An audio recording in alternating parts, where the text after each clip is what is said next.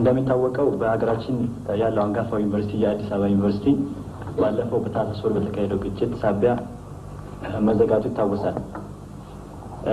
እርስዎም ደግሞ ባለፈው ወቅት በሰጡት ጋዜጣዊ መግለጫ ላይ የአዲስ አበባ ዩኒቨርሲቲ የኤርትራ ሪፈረንደም ከመካሄዱ በፊት ይከፈታል የሚል ተስፋ ሰጥተውን ነበር። በእርግጥ ዩኒቨርሲቲው አሁንም የኤርትራ ሪፈረንደም ከመካሄዱ በፊት ይከፈታል ወይ? ይህን ጥያቄ በአውሮፕላን ጣቢያዎች ጥብቅ ቁጥጥር እንደሚደረግና በጠላፊዎችም ላይ እንደዚሁ አስፈላጊው የሆነ የጸጥታ እንትን እንደሚካሄድ መንግስት መግለጫ ከሰጠ ወዲህ በቅርቡ 2 የጠለፋ ሙከራዎች ተደርገዋል። በተለይም ከጋምቤላ ተነስቶ በድሬዳዋ ባበቃው የጠለፋ ድራማ ላይ በሰው ሕይወት የመሞትና የመቁሰል አደጋ ደርሶ ነበር። በአሁኑ ጊዜ በሀገራችን የሚካሄደው ፖለቲካዊ እንቅስቃሴ የሚቃወሙ ድርጅቶችና ግለሰቦች በቅርቡ በፓሪስ ከተማ ባካሄዱት ጉባኤ አዲስ የእርቅና የሰላም ጉባኤ እንዲጠራ አበክረው ጠይቋል። የእነዚህ ኃይሎች መሰባሰብና የሚያራምዱት አቋም በሀገራችን የፖለቲካ ሂደት ላይ ያለው ተጽዕኖ ምን ያህል ነው የሚለው አንደኛው ነው። አቶ መለስ ዜናዊ የኢትዮጵያ የሽግግር መንግስት ፕሬዝዳንት በዛሬው ዕለት ጋዜጣዊ መግለጫ መስጠታቸው በምሽቱ የዜና ስርጭታችን ተጠቅሷል። ፕሬዝዳንቱ በተለይ ለሀገር ውስጥ ጋዜጠኞች በሰጡት በዚሁ መግለጫቸው በሀገሪቱ ወቅታዊ ጉዳዮች ላይ ለቀረቡላቸው በርካታ ጥያቄዎች መልስ ሰጥተዋል። እንደሚታወቀው በሀገራችን ያለው አንጋፋው ዩኒቨርሲቲ የአዲስ አበባ ዩኒቨርሲቲ ባለፈው በታህሳስ ወር በተካሄደው ግጭት ሳቢያ መዘጋቱ ይታወሳል። እርስዎም ደግሞ ባለፈው ወቅት በሰጡት ጋዜጣዊ መግለጫ ላይ የአዲስ አበባ ዩኒቨርሲቲ የኤርትራ ሪፈረንደም ከመካሄዱ በፊት ይከፈታል የሚል ተስፋ ሰጥተውን ነበር። በእርግጥ ዩኒቨርሲቲው አሁንም የኤርትራ ሪፈረንደም ከመካሄዱ በፊት ይከፈታል ወይ? አያይዤ የምጠይቀው ሌላ ደግሞ ዩኒቨርሲቲው የሚኒስትሮች ምክር ቤት ባወጣው መግለጫ በቦርድ እንዲተዳደር ተወስኗል። ዩኒቨርሲቲውን በቦርድ ለማስተዳደር ለምን አስፈለገ? አመሰግናለሁ። የመጀመሪያውን ጥያቄ በሚመለከት አሁንም ከሪፈረንደሙ በፊት ይከፈታል ነው መልሱ። ሁለተኛውን ጥያቄ በሚመለከት በውሳኔው እንደተመለከተው ዋናው ዓላማ ዩኒቨርሲቲው መሆን እንደሚገባው የትምህርት የምርምር የስልጠና ማዕከል እንዲሆን በዚህም ጥራቱ ብቃቱ የተጠበቀ እንዲሆን ከዚሁ ጋር በተያያዘም ራሱን በራሱ ለማስተዳደር የሚችል ዩኒቨርሲቲ እንዲሆን ለማድረግ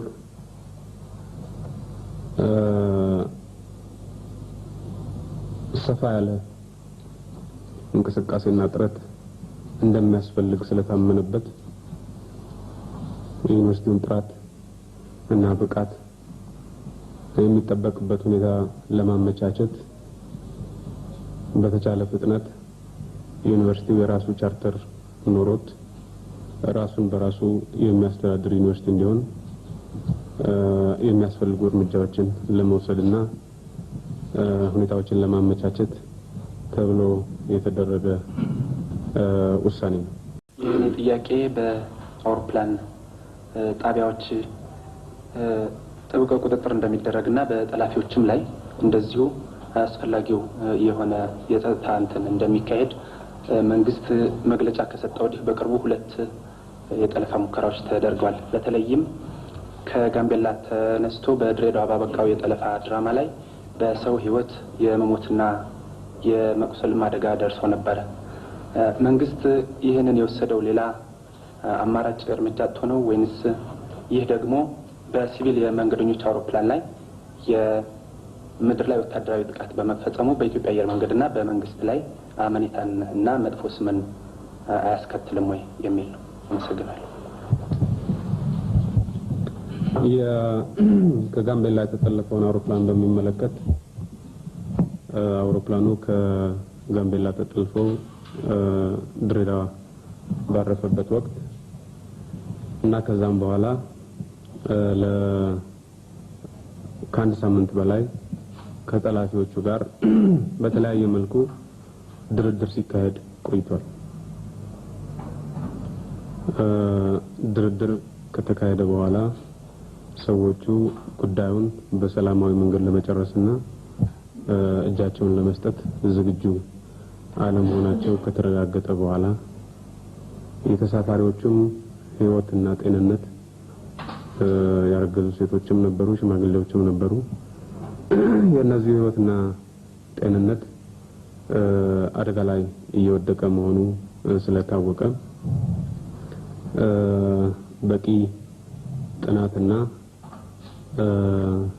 ጥንቃቄ በተደረገበት ሁኔታ ሰዎቹን ለመቆጣጠር በተወሰደው እርምጃ ሁኔታውን ለመቆጣጠር ተችሏል።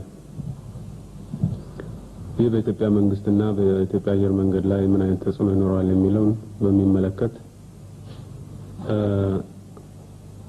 ሽብር ፈጠራን በሚመለከት የዓለም ህብረተሰብ በተለያዩ ጊዜያት ያገኛቸው ልምዶች አሉ። ከነዚህ ውስጥ አንደኛውና ብዙ ጊዜ ተደጋግሞ የሚገለጸው ሽብር ፈጣሪዎች አውሮፕላን ጥልፈው የፈለጉትን ነገር መስራት ከቻሉ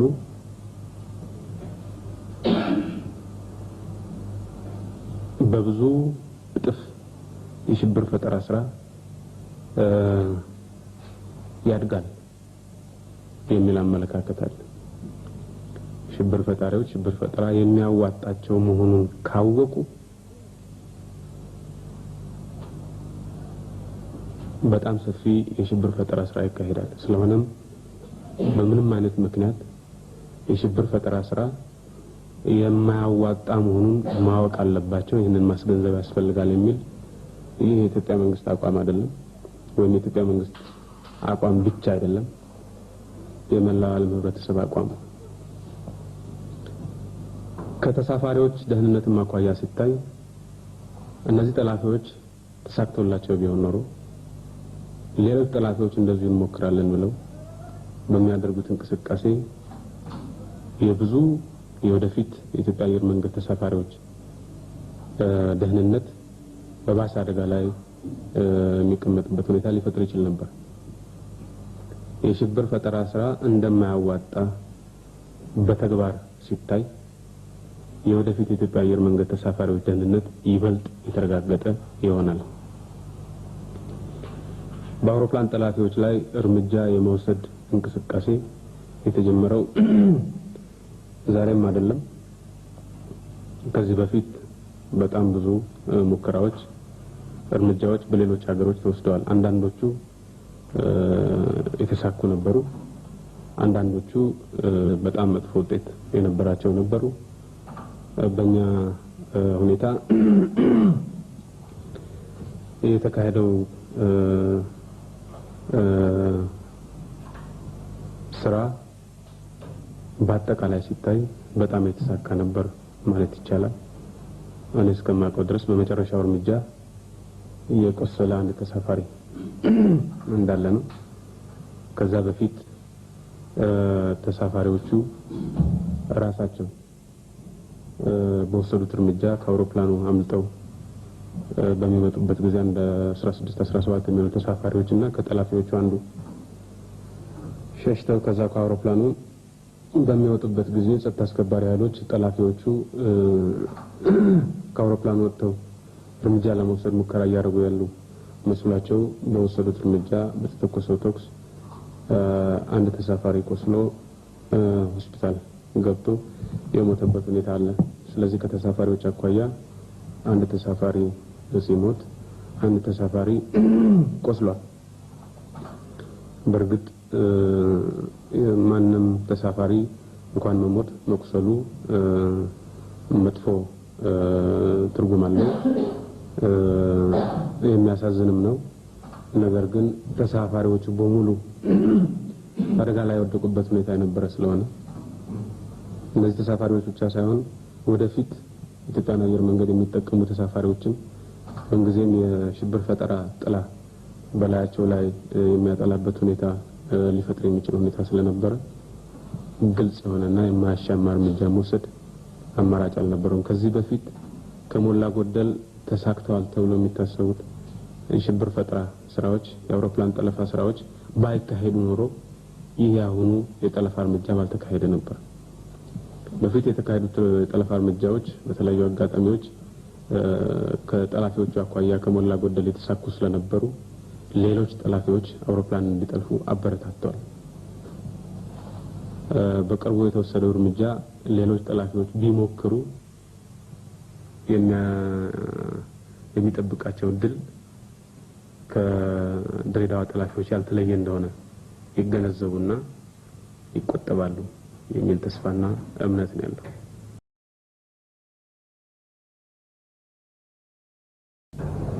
በአሁኑ ጊዜ በአገራችን የሚካሄደው ፖለቲካዊ እንቅስቃሴ የሚቃወሙ ድርጅቶችና ግለሰቦች በቅርቡ በፓሪስ ከተማ ባካሄዱት ጉባኤ አዲስ የእርቅና የሰላም ጉባኤ እንዲጠራ አበክረው ጠይቀዋል። የእነዚህ ኃይሎች መሰባሰብና የሚያራምዱት አቋም በአገራችን የፖለቲካ ሂደት ላይ ያለው ተጽዕኖ ምን ያህል ነው የሚለው አንደኛው ነው። ሌላኛው በዚያው በፓሪስ ጉባኤ ስብሰባ ላይም ሆነ ቀደም ሲል በቦን በተካሄደ ተመሳሳይ ስብሰባ የሽግግሩን መንግስት በመቃወም እንዲያውም አዲስ የእርቅ ጉባኤ መጥራት አለበት እስከሚል አቋም ድረስ ከያዙት ድርጅቶች ውስጥ የደቡብ ኢትዮጵያ ህዝቦች ዴሞክራሲያዊ ህብረት ይገኝባቸዋል። የዚህ ህብረት አባላት ደግሞ በኢትዮጵያ የሽግግር መንግስት ውስጥ በአባልነት እየተሳተፉ ይገኛሉ። አሁን ህብረቱ በውጭና በውስጥ የሚያራምደው አቋምና የሽግግር መንግስቱ ያለው አመለካከት በዚህ ላይ ነው ጥያቄ። በፓሪስ ተደረገ የተባለው ስብሰባ በአንድ በኩል ሲታይ ማንም ኃይል ማንም የፖለቲካ ድርጅት የፈለገውን አይነት ስብሰባ የማካሄድ መብቱ ምን ጊዜም ቢሆን የተጠበቀ ነው። ዋናው ጉዳይ በእንደዚህ አይነት ስብሰባ ላይ የሚወሰነው ውሳኔ ትርጉሙ ምንድነው፣ ምን ፋይዳ ይኖረዋል የሚል በኔ ግምት በፓሪስ ተወሰኑ የተባሉ ውሳኔዎች በአገራችን የፖለቲካ ሂደት ውስጥ ምንም አይነት ለውጥ ያመጣሉ የሚል ግምት የለኝም። ማንኛውም የፖለቲካ ኃይል ህግን አክብሮ የሰላም ጎዳናን ተከትሎ በኢትዮጵያ ውስጥ የፖለቲካ ዓላማውን ለማራመድ ይችላል። ይህ እስከሆነ ድረስ ከኢትዮጵያ ውጭ ተሰባስቦ ሰላምና እርቅ ብሎ ማለት ምናልባት ጦርነት አውርድ አይነት ልመናና ጸሎት ካልሆነ በስተቀር የሰላም ጥሪ ነው ሊባል አይችልም። ምክንያቱም አንደኛ በሀገራችን ውስጥ በአሁኑ ሰዓት ሰላም ያለበት ሁኔታ ነው። ሁለተኛ ማንኛውም የፖለቲካ ኃይል በኢትዮጵያ ውስጥ ህግና ስርዓትን ተከትሎ የፖለቲካ ዓላማውን ለማራመድ የሚችልበት ሁኔታ አለ። ስለሆነም የሚያስከትለው ለውጥ የለም ማለት ይቻላል። የደቡብ ህብረትን በተመለከተ አንድ የፖለቲካ ድርጅት በአንድ መንግስት ውስጥ ተሳታፊ የሆነ አንድ የፖለቲካ ድርጅት ያ መንግስት ህልውናውን ማጣት አለበት፣ መፍረስ አለበት የሚል አቋም ካለው የተለመደው አሰራር በቅድሚያ ከመንግስቱ ራስን ማግለል አለበለዚያ መፍረስ አለበት በሚባል መንግስት ውስጥ ተሳታፊ መሆን የተለመደም ትክክለኛም አይደለም። የደቡብ ህብረት አባል ድርጅቶች የሽግግር መንግስቱ ይፍረስ የሚል አቋም ጠንካራ አቋም ቢኖራቸው ኖሮ እስካሁን ድረስ ራሳቸውን ከሽግግሩ መንግስት ያገሉ ነበር የሚል ግምት አለኝ። እስካሁን ድረስ ይህን አለማድረጋቸው ምናልባት ከአሰራር መመሰቃቀል እና ከአንዳንድ ተጽዕኖዎች የተነሳ በቦታው ተሳትፈው ምናልባትም በስፋት ያላሰቡበት አቋም ይዘው ወጥተው ሊሆን ይችላል። ስለዚህ በቦን እና በፓሪስ የወሰዱትን አቋም መሰረት በማድረግ የመጨረሻ ውሳኔ መወሰን የሚቻል አይመስለኝም። በአንድ በኩል የሽግግሩ መንግስት ተሳታፊ ሆነው በሌላ በኩል ደግሞ ያ መንግስት እንዲፈርስ የሚጠይቅ ውሳኔ በወሰነ ኮንፈረንስ ውስጥ ተሳታፊ ሆነው ይህን ውሳኔ ሳያወግዙ የሚቀጥሉበት ሁኔታ የተምታታ ነገር ነው። የተምታታ ነገር ስለሆነ ምናልባት በሂደት ያብራሩት ያጣሩት ይሆናል ብሎ መገመት ይመረጣል።